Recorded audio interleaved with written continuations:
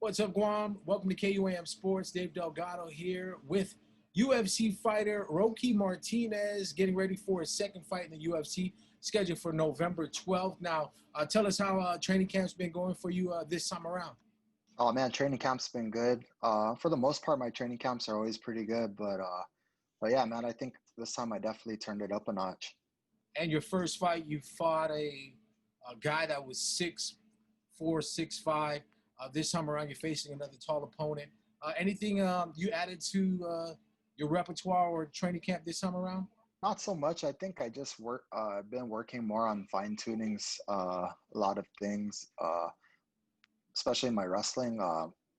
I've been having Melker really run me through some pretty rigorous training drills and stuff like that for in regards to wrestling. Something I think I may have kind of left behind, and I think it showed in my last fight, and I got exposed, and now I'm working to build my wrestling back up.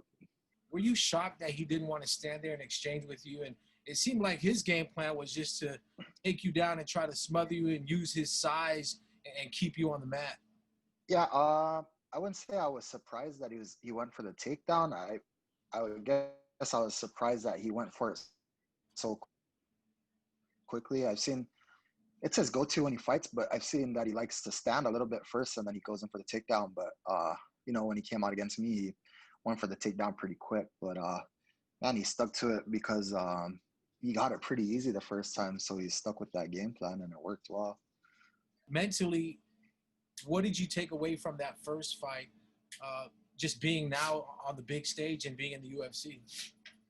Man, that thing actually eats me up, man. But at the same time, that's what fires me up now. Like, to be honest, man, I got embarrassed, I got exposed, and it's eating at me, man. But like, man, I'm training like a madman now. I gotta make that wrong and turn it into a right. And I'm excited to get back out there and show that I'm better than that. And yeah, like, I'm just excited to get back out there and prove I belong with the best. So how quick of a turnaround was that when you got the call saying that they had another guy lined up for you?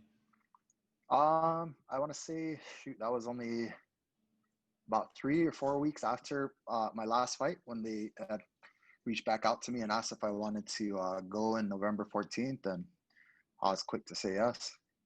Yeah, so you're scheduled to fight Dontel Mays. He's a 6'6" guy. Heading into this fight, what do you know about your opponent, and have you seen his fights? Yeah, I've seen his fights. I would say that he's a pretty good striker. Pretty physical. You could tell he has power. Um, but man, I'm pretty confident in my stand up against him, and also my wrestling and ground. As much as I didn't show it in the last fight, I know I still have the ground game. So overall, I feel like I'm a better experienced fighter than he is. Do you plan on heading out a little bit more early just so you can take care of all the things leading up to the fight, so you're not, doing all the runarounds and trying to get settled in before the actual fight? Yeah, so well, what the cool thing with this one is, I pretty much my medicals are pretty much still good from because it was just so recent. So my medicals are all good. Yeah, I'll be heading out a little earlier than last time. So basically, I leave Guam on a Tuesday, and I will arrive in Las Vegas on a Tuesday as well. And the fight's on Saturday, so it gives me a good amount of days to adjust time wise, and yeah, definitely going to be a lot better for me than that last quick notice one last time. And let's talk about the guys that you plan on having in your corner for this fight. Yeah, this time for sure I'm going to have Melker Manabusan. He's our main coach. He wasn't able to make it out the last time due to the quarantine restrictions coming back.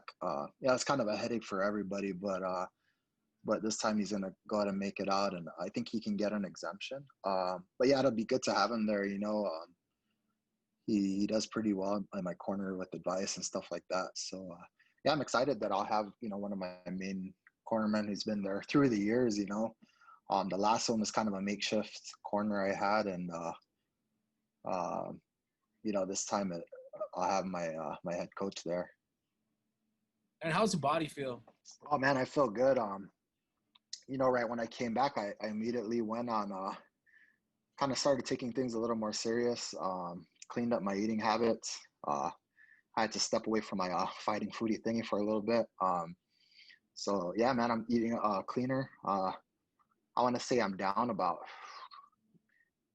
maybe like 10 to 13 pounds just from the last fight, and I'll probably still keep coming down in my weight just because of the clean eating and the amount of training I'm doing. So it's also been helping with my recovery and just how I feel in general. I feel a lot better, and I've always said that when my weight's lighter, I feel like I move better, and I also become more explosive. And I'm feeling it now, man. And I think also the people I'm training with can tell the difference. And another big thing too is I'm taking the time to recover in between training sessions. So I train 3 times a day, and pretty much I train in the morning and I come home and I just relax, recover, train again, come home, relax, recover, and that's all I do, man. I'm living and I'm training and eating the way I should be uh, for the sport, and it's making a big difference.